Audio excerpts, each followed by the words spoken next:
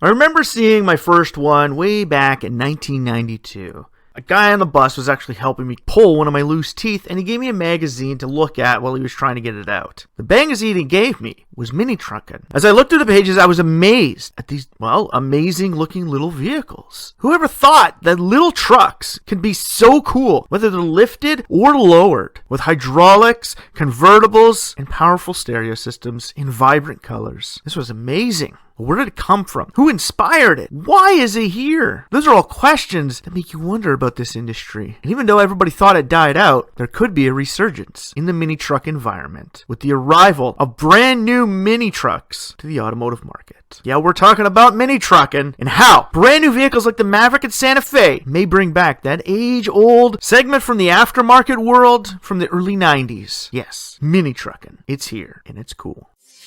AutoLooks.net Autopod, streaming day or night, coming right at you, right here, right now.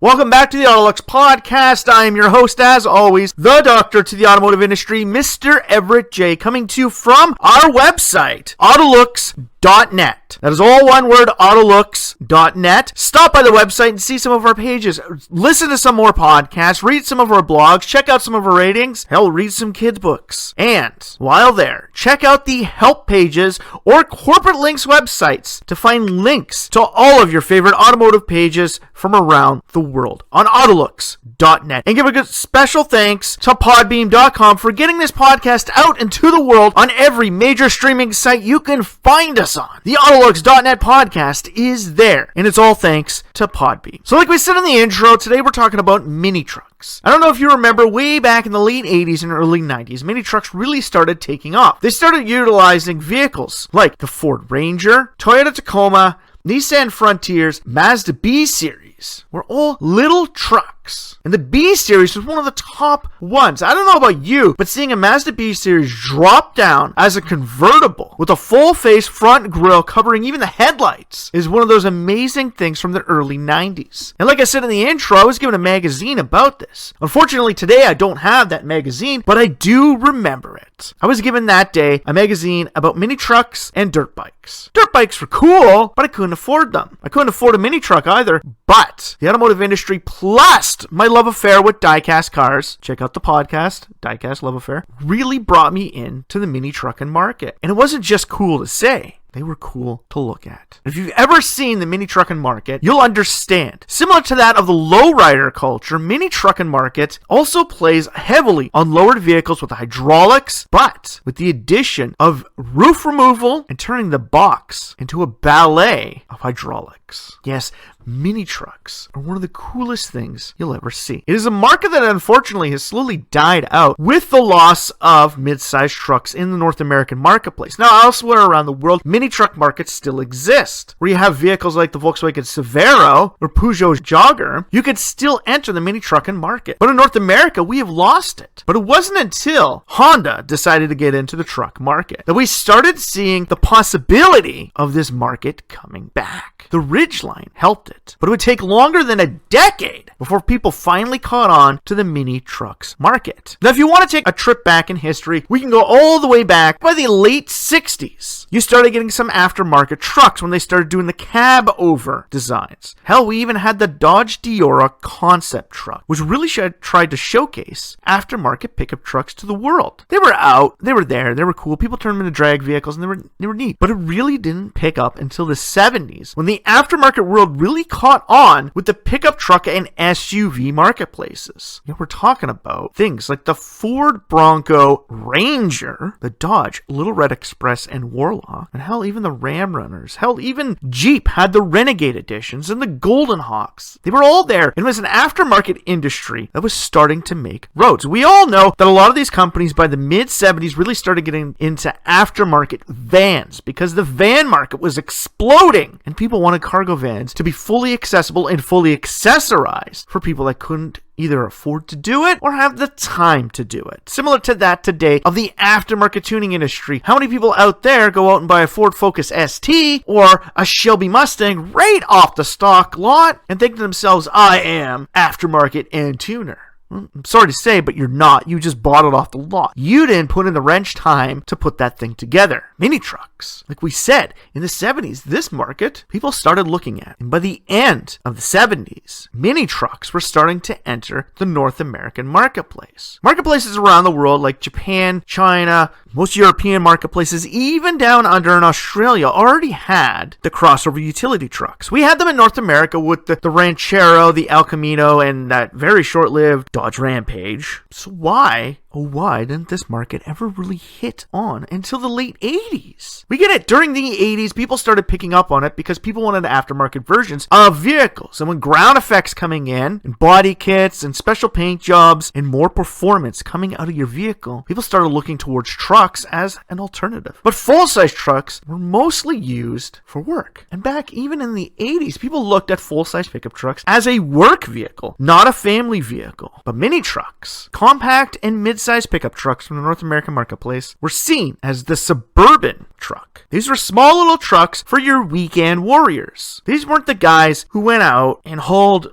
dirt, rocks, brick, hell, anything in the box of their truck 5 days a week. And on the weekends, then would just throw their family in the vehicle and go down to the beach. These small trucks were people from urban areas who just wanted to have an easier way to bring things home. But without quad cabs back in the 80s, club cabs were it. Back then, a lot of vehicles, including trucks, were 2 doors. And with everybody focusing their sights on muscle cars still with the Mustang and the Camaro, and now the import scene slowly moving in with the Supras RX-7s, these little trucks started to become another alternative. They were 2-seat, 2-door, and when you dropped them right to the ground, they looked amazing. And even today, like I said, right now I am looking at a 1989 Mazda B-Series single cab short box. It is dropped right to the ground. Full grill, but no hydraulics. We all know there's an aftermarket market for anything out there. And lowriders, even for pickup trucks, is still a thing. Not everybody wants to drive around a lowrider coupe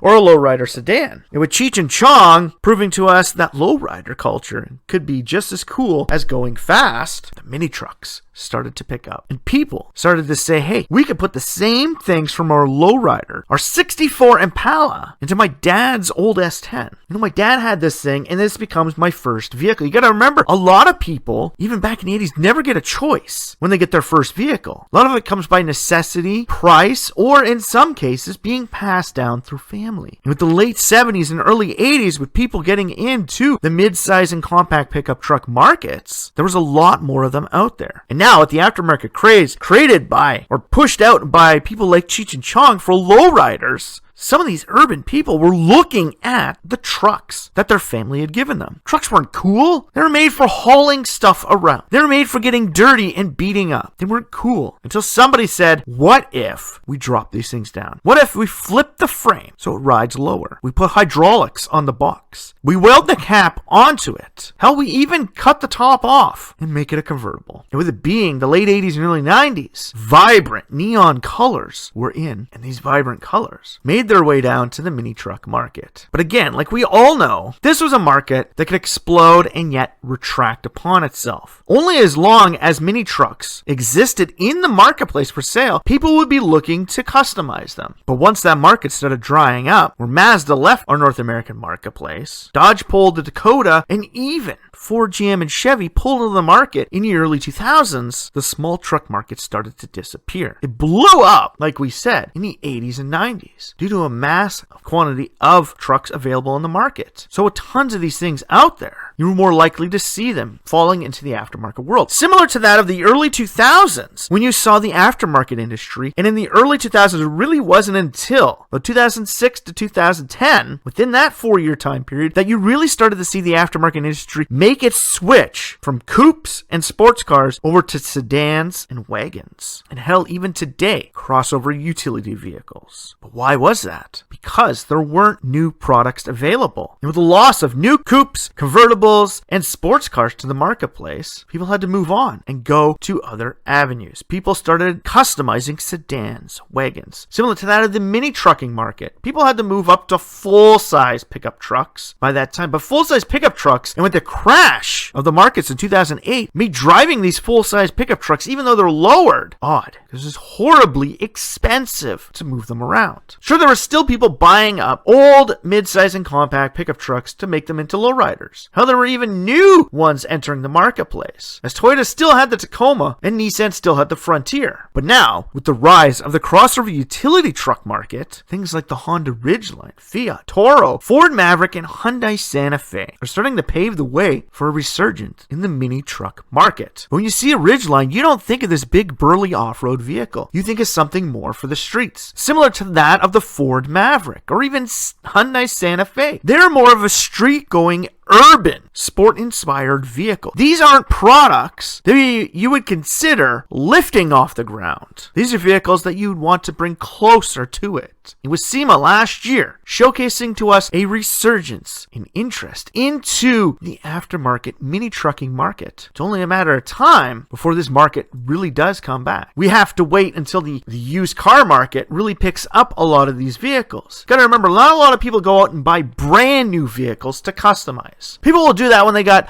tons of money, big shops, and want to turn them into cool show cars. Similar to that of one of the Ford Mavericks that I have on the AutoLooks.net website. You can see it has the exact same paint scheme as mini trucks from the late 80s and early 90s. But not everybody's going to want to do that. For most part, a lot of people who do this are people who are entering the marketplace. And we all know that there's a great shift in the automotive marketplace where a lot of younger people are now waiting longer to get into it. So by the time they get into it, they may not want to get into the mini truck market. But with more of these little mini trucks being out there, there's a possibility that the mini trucking market may return. And when you get things like the Alpha Superwolf and Wolf, the Renault Duster Oroch, and even concept forms of the Trailblazer pickup truck or new Volkswagen Touareg that's supposed to be coming out, you get interest back into this amazing lowered truck marketplace. And with everybody already wanting Type R versions of every Honda product out there, we all know it's just a matter of time before Honda actually says, let's make a Type R Ridgeline. Let's make one for the mini trucking market. People are already building them, so why not give them it? The vibrant paint schemes, the wonderful ballet of the truck boxes may not be one of the things that could return. When you look at the crossover utility truck market, the boxes are integrated. So the mini truck market of the future will have differences. But with companies like Toyota, Nissan, Ford, and General Motors making actual body-on-frame mid-size pickup trucks, this market could still stick around. But where does the future show us for mini trucking? Once the internal combustion engine disappears,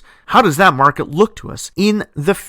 Mini trucks don't look very plausible for the future marketplace, whereas electric trucks are going with fully integrated bodies, similar to that of the Tesla Cybertruck and the Rivian R1T. They're essentially crossover utility trucks, not actual pickup trucks, because the box is fully integrated into the design. Sound familiar? Hyundai Santa Cruz, Ford Maverick, the boxes are fully integrated into them. So putting hydraulics on them to make them do a fancy dance as you're going down the road to freak the hell out of people, like we did back in the heyday of the late 80s and early 90s with our lowrider mini truckin' trucks. Full-size pickup trucks from bigger makes like the Ford F-150 might be your only way to get into that marketplace. But there's a lot more to make those truck boxes do a dance because they are a bit heavier. So can the interest maintain? That is a question for everyone making electric trucks for the future marketplace. We know that Alpha Motors, with their many different variations of their singular platform, with their Wolf and Superwolf pickup trucks, there is a possibility of having a small, compact pickup truck with a non-integrated box. You can add hydraulics to it. Alpha gives us that look into the future of mini trucking, and they create us some hope for the future that this market could stay around and stay true to its original form. But like we say, the Ridgeline, Santa Fe, and Maverick may give us hope that this market can still stay around, but it doesn't keep it in its full true form. A lowered Santa Fe will look amazing when you finally see it this fall at SEMA. Now we've all seen the Ridgelines and the Maverick. products. But with Volkswagen having the new Truck coming out and the possibility of Stellantis considering bringing a CUT to the Ram brand, there's a possibility we may get the Ram 700 or 1000 in North America based off of the Fiat Toro platform. These would be amazing vehicles. I don't know if you've ever actually seen a Fiat Toro, but it can pass as a Jeep Cherokee pickup truck. Seriously, put the two of them next to each other, they can be counterparts. And I don't know why they didn't do this with Jeep by actually making a fully integrated unibody pickup truck. We get it, Jeep's full all-time off-road, but you kind of destroyed your image with some of the newer vehicles. Now, for myself, I have seen some of the new Mini Trucks. I've actually seen a Jeep Gladiator in the flesh, dropped right down with hydraulics, put onto the box. It's great. It's amazing. It shows us a future for this marketplace and gives us hope. So let's all hope that our changeover in power sources doesn't disrupt this little truckin' market. So really, in the end, are mini trucks a vital part of the aftermarket industry? Yes, we need new models to add into this. The aftermarket industry needs to hold out because it creates personalization for people who want to be different. Not everybody is a pension runner. Not everybody is a sheep. There are wolves out there who want to be different. So the aftermarket industry is still there. And mini trucks will be one of those ones that are there. For my next aftermarket vehicle, after my pocket rocket and my off-road truck, either a mini truck or a lowrider seems to be my most plausible for the aftermarket industry. First I went fast, then I went fast off-road. Now it's time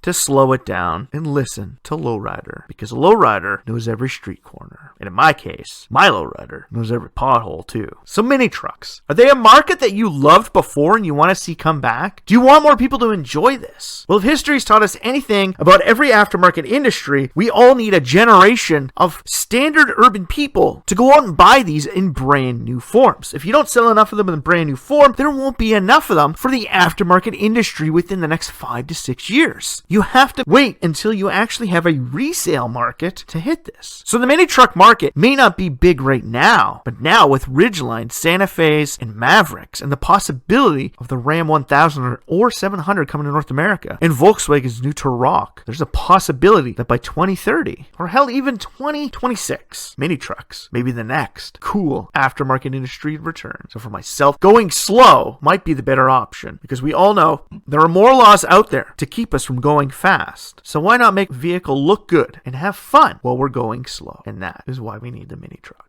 So if you like this podcast, please like, share, or comment about it on any of the major social feeds that you find AutoLooks.net on, or any of the ones that you want to showcase, and send it out to your friends, like Tumblr and Instagram. Hell, we're even on Pinterest. Check them out and send them out. Send them out to your coworkers and piss off your boss by sending it out on a Friday, right at the end of the day. So when he comes in Monday, maybe, just maybe, they'll take a look at it and say, hey, that actually was pretty cool. I got a mini truck, and my brother had one back in the day. And bring back great memories, and maybe create a great conversation starter while you're trying to get that promotion or raise at work. Think about it. So yeah, help us spread the awareness of the AutoLooks.net podcast and get it out there on all the social feeds to your friends and family, similar to that we already do. And after that, stop by the AutoLooks.net podcast page on AutoLooks.net and check out some more of our podcasts. Check out some of our ratings and look at the Corporate Links website page, where you can find links to every major automobile company around the world on the AutoLooks.net corporate website's link page. And if you're like one of my friends, you need some help finding a new vehicle and determining which ones to buy and which ones to stay away from, check out the AutoLooks.net help pages. We got websites on there to help you make that decision better. Through Car Complaints, Edmunds, and Fixya, you can help narrow it down to the right choice of the right vehicle that'll last the right amount of time for you and your family. So for myself, Everett J, and the whole AutoLooks team here, thanks for listening, and strap yourself in for this one kick-ass lowrider ride that we're going to take you on.